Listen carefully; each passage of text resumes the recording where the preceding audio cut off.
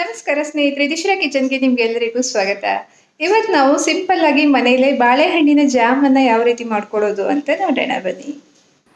ಬಾಳೆಹಣ್ಣು ಆರೋಗ್ಯ ದೃಷ್ಟಿಯಿಂದ ತುಂಬಾ ಪರಿಣಾಮಕಾರಿ. ಆದರೆ ಇದು ಸ್ವಲ್ಪ ಕಪ್ಪಾಗಿಬಿಡ್ತು ಅಂದರೆ ತುಂಬ ಜನ ಇದನ್ನ ತಿನ್ನೋದಕ್ಕೆ ಇಷ್ಟಪಡಲ್ಲ. ಈ ರೀತಿ ಸಿಪ್ಪೆ ಕಪ್ಪಾಗಿರೋವಂಥ ಚೆನ್ನಾಗಿ ಹಣ್ಣಾಗಿರೋ ಬಾಳೆಹಣ್ಣಿಂದ ಬಾಳೆಹಣ್ಣು ದೋಸೆ ಹೇಗೆ ಮಾಡೋದು ಅಂತ ನಾನು ಮುಂಚೆ ಕೂಡ ತೋರಿಸಿದ್ದೀನಿ. ಇವತ್ತು ಬಾಳೆಹಣ್ಣಿನ ಜಾಮನ್ನು ಯಾವ ರೀತಿ ಮಾಡೋದು ಅಂತ ನಾವು ನೋಡೋಣ. ಆರೋಗ್ಯ ದೃಷ್ಟಿಯಿಂದ ತುಂಬಾ ಒಳ್ಳೆಯದು ಅಂತ ಹೇಳಿದೆ. ಯಾಕೆಂದರೆ ಇದರಲ್ಲಿ ವಿಟಮಿನ್ಸ್ ಇರ್ಬೋದು, ಮಿನರಲ್ಸು, ಹಾಗೆ ಆ್ಯಂಟಿ ಆಕ್ಸಿಡೆಂಟ್ಸ್ ಎಲ್ಲ ಕೂಡ ತುಂಬಾ ಉತ್ತಮವಾಗಿ ಇರುತ್ತೆ. ಹಾಗೆ ಇದು ಎಲುಬಿನ ಬೆಳವಣಿಗೆಗೂ ಕೂಡ ಒಳ್ಳೆಯದು. ಮಕ್ಕಳು ಬಾಳೆಹಣ್ಣು ತಿಂದಿಲ್ಲ ಅಂದರೆ ಯೋಚನೆ ಮಾಡಬೇಡಿ. ಈ ರೀತಿ ಜಾಮ್ ಮಾಡಿ ಕೊಡೋದ್ರಿಂದ ಪ್ರತಿದಿನ ಬೆಳಿಗ್ಗೆ ದೋಸೆ ಚಪಾತಿ ಜೊತೆಗೆ ಬಾಳೆಹಣ್ಣು ಜಾಮನ್ನು ಸೇರಿಸಿ ಇಷ್ಟಪಟ್ಟು ತಿಂತಾರೆ. ಮನೆಯಲ್ಲೇ ನ್ಯಾಚುರಲ್ ಆಗಿ ನಾವು ಇದನ್ನ ಮಾಡ್ಕೋಬೋದು. ನಾನಿಲ್ಲಿ ಒಂದು 20 ಬಾಳೆಹಣ್ಣನ್ನು ತೊಗೊಂಡಿದ್ದೀನಿ. ಚೆನ್ನಾಗಿ ಕಳ್ತಿರೋ ಅಂಥ ಬಾಳೆಹಣ್ಣನ್ನು ಸಿಪ್ಪೆ ತೆಗೆದು ಮಿಕ್ಸಿ ಜಾರಲ್ಲಿ ಹಾಕಿ ಗ್ರೈಂಡ್ ಮಾಡ್ಕೊಳ್ತೀನಿ. ನೀರು ಸೇರಿಸಬಾರ್ದು ಇದಕ್ಕೆ. ಹಾಗೆಯೇ ಈ ರೀತಿ ಗಟ್ಟಿಯಾಗಿ ಮಿಕ್ಸಿ ಮಾಡ್ಕೋಬೇಕಾಗಿರೋದು. ನೀರು ಸೇರಿಸಿದ್ರೆ ಏನಾಗುತ್ತೆ, ಬಾಳೆಹಣ್ಣು ಜಾಮು ಬೇಗ ಹಾಳಾಗೋಗುತ್ತೆ. ಹಾಗಾಗಿ ನೀರು ಸೇರಿಸೋದಕ್ಕೆ ಹೋಗಬೇಡಿ.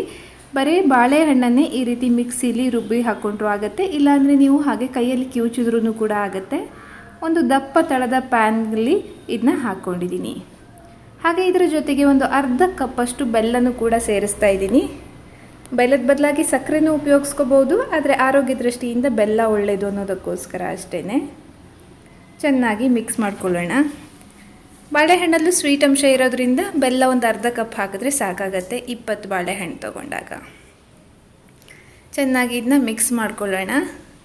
ಫ್ಲೇಮ್ ಸ್ವಲ್ಪ ಮೀಡಿಯಮ್ ಫ್ಲೇಮ್ ಇರಲಿ, ತುಂಬ ಹೈ ಫ್ಲೇಮ್ ಬೇಡ, ತಳ ಹಿಡಿದ್ಬಿಡತ್ತೆ. ಒಂದು ಮೀಡಿಯಮ್ ಫ್ಲೇಮಲ್ಲಾದರೆ ನಾವು ಕೈ ಆಡಿಸ್ತಾನೆ ಇರಬೇಕು ಅಂತಿಲ್ಲ, ಆಗಾಗ ಒಮ್ಮೆ ಬಿಟ್ಟರೂ ಕೂಡ ನಡೆಯುತ್ತೆ. ಇದರ ಜೊತೆಗೆ ನಾನಿಲ್ಲಿ 2 ಸ್ಪೂನಷ್ಟು ತುಪ್ಪನ ಸೇರಿಸ್ತಾ ಇದ್ದೀನಿ. ತುಪ್ಪನ ಇನ್ನೂ ಜಾಸ್ತಿ ಹಾಕ್ತೀನಿ, ಆದರೆ ಒಮ್ಮೆಗೆ ಹಾಕಲ್ಲ. 2 ಸ್ಪೂನನ್ನು ಹಾಕಿ ಈ ರೀತಿ ತಿರುವಿ ಮಿಕ್ಸ್ ಮಾಡ್ಕೊಳ್ತಾ ಹೋಗಬೇಕು, ಕಾಯಿಸ್ತಾ ಹೋದಂಗೂ. ಬಾಳೆಹಣ್ಣು ತುಪ್ಪದ ಘಮ ಘಮದ ಜೊತೆಗೆ ಜಾಮು ಸೂಪರ್ ಅಂದರೆ ಸೂಪರಾಗಿ ಬರುತ್ತೆ. ಸೊ ಇದನ್ನ ಕಾಯಿಸ್ತಾ ಹೋದಂಗೂ ಈಗೇನು ಲೈಟ್ ಬ್ರೌನ್ ಕಲರ್ ಇದೆಯಲ್ಲ, ಇದೊಂಥರ ಡಾರ್ಕ್ ಬ್ರೌನ್ ಕಲರ್ ಬರೋವರೆಗೂ ಕೂಡ ನಾವು ಇದನ್ನ ಕಾಯಿಸಬೇಕು. ಹಲ್ವಕ್ಕಾದರೆ ತುಂಬ ಜಾಸ್ತಿ ಹೊತ್ತು ಕಾಯಿಸಬೇಕಾಗುತ್ತೆ. ಜಾಮ್ ಆದರೆ ನೀವೊಂದು 20-25 ನಿಮಿಷದೊಳಗಡೆ ನಿಮ್ಮ ಜಾಮ್ ರೆಡಿನೇ ಆಗೋಗುತ್ತೆ, ಸುಲಭವಾಗಿ ಆಗಿಬಿಡುತ್ತೆ. ಹಾಗೆ ಒಮ್ಮೆಗೆ ಕಾಯಿಸಬೇಕು ಅಂತ ಇಲ್ಲ. ಇವತ್ತೊಂದು ಸ್ವಲ್ಪ ಹೊತ್ತು ಕಾಯಿಸಿಟ್ಟು ನಾಳೆ ಬೇಕಿದ್ರೂ ಕೂಡ ಮತ್ತೆ ಮಿಕ್ಕಿರೋ ಟೈಮಲ್ಲಿ ನಾವು ಕಾಯಿಸ್ಕೊಬರ್ಬೋದು ಫ್ರೀ ಇದ್ದಾಗ. ಸೊ ಕಾಯಿಸೋದೇನು ಕೂಡ ಕಷ್ಟದ ಕೆಲಸ ಅಲ್ಲ. ಹಾಗೆ ಈ ರೀತಿ ದಪ್ಪ ತಳದ ಪ್ಯಾನ್ ಇಟ್ಬಿಟ್ರೆ ಕಂಟಿನ್ಯೂಸ್ ಕೈಯಾಡಿಸ್ತಿರ್ಬೇಕು ಅಂತಲೂ ಕೂಡ ಇಲ್ಲ. ಆಗಾಗೊಮ್ಮೆ ಈ ರೀತಿ ತಿರುತ್ತಾ ಇದ್ದರೆ ಸಾಕು. ನೋಡ್ಬೋದು ನೀವು, ಕಲರ್ ನಿಧಾನಕ್ಕೆ ಬದಲಾಗ್ತಾ ಬರುತ್ತೆ. ಥಿಕ್ನೆಸ್ ಹಾಗೇ ಇದೆ. ಆಗಾಗ 2 ಸ್ಪೂನು ತುಪ್ಪ ಸೇರಿಸಿ ಇದನ್ನ ಮಿಕ್ಸ್ ಮಾಡ್ತಾ ಹೋಗಿ. ಪೂರ್ತಿ ಕಾಯಿಸಿ ಮುಗಿಸೋವರೆಗೂ ನಾನೊಂದು 7-8 ಸ್ಪೂನು ತುಪ್ಪನ ಇಲ್ಲಿ ಉಪಯೋಗಿಸಿದ್ದೀನಿ. ನಿಮಗೆ ತುಪ್ಪ ಕಡಿಮೆ ಸಾಕು ಅನ್ನೋಂಗಿದ್ರೆ ತುಪ್ಪ ಕಡಿಮೆನೂ ಕೂಡ ಹಾಕ್ಕೋಬೋದು. ಆದರೆ ಮಕ್ಕಳಿಗೆ ತುಪ್ಪ ಆರೋಗ್ಯ ದೃಷ್ಟಿಯಿಂದನೂ ಕೂಡ ಒಳ್ಳೆಯದು. ಬಾಳೆಹಣ್ಣು ಜೊತೆಗೆ ತುಪ್ಪನೂ ಹೋಗುತ್ತೆ. ಹಾಗಾಗಿ ನಾನೊಂದು 7-8 ಸ್ಪೂನಷ್ಟು ತುಪ್ಪನ ಹಾಕ್ತೀನಿ.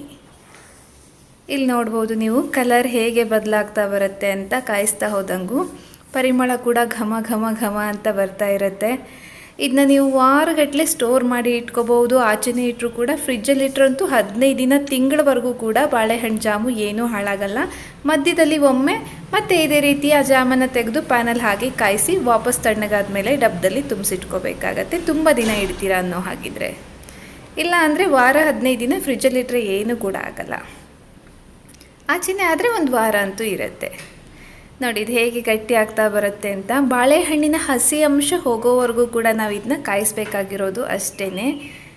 ಬೇಗನೆ ಆಗೋಗುತ್ತೆ. ಈ ರೀತಿ ಗಟ್ಟಿ ಆಗ್ತಾ ಬರುತ್ತೆ.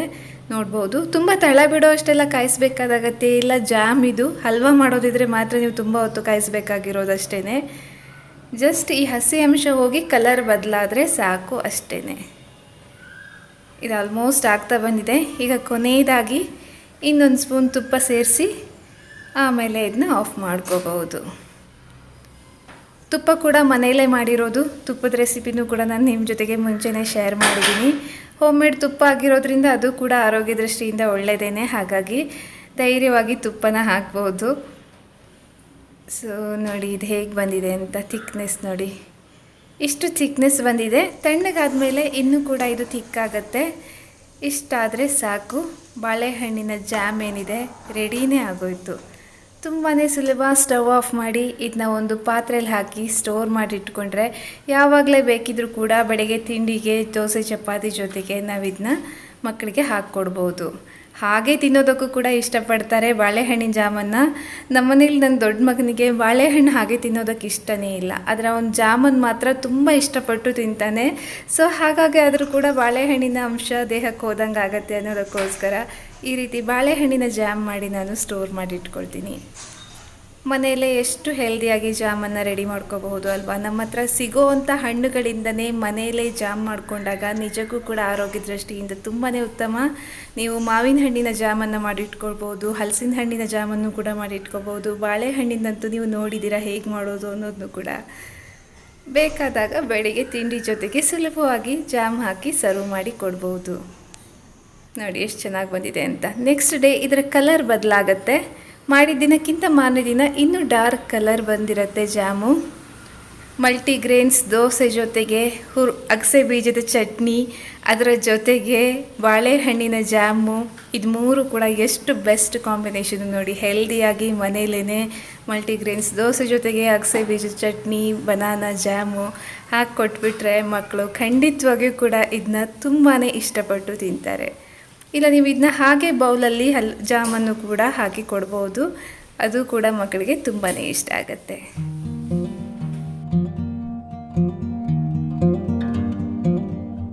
ನೋಡಿದ್ರಲ್ವಾ ಬಾಳೆಹಣ್ಣಿನ ಜಾಮು ತುಂಬಾ ಸುಲಭ. ಖಂಡಿತವಾಗಿಯೂ ಕೂಡ ಟ್ರೈ ಮಾಡಿ ನೋಡಿ. ಹಾಗೆ ಇವತ್ತಿನ ವಿಡಿಯೋ ಕೂಡ ಇಷ್ಟ ಆಗಿದ್ರೆ ಒಂದು ಲೈಕ್ ಮಾಡಿ, ಹೊಸಬರಾಗಿದ್ರೆ ಸಬ್ಸ್ಕ್ರೈಬ್ ಮಾಡಿ. ಅನಿಸಿಕೆಗಳನ್ನ ಆಸ್ ಯೂಶುವಲ್ ಕಮೆಂಟಲ್ಲಿ ತಿಳಿಸಿ. ಸಿಗೋಣ ಮುಂದಿನ ವಿಡಿಯೋದಲ್ಲಿ. ಅಲ್ಲಿವರೆಗೆ ಧನ್ಯವಾದ.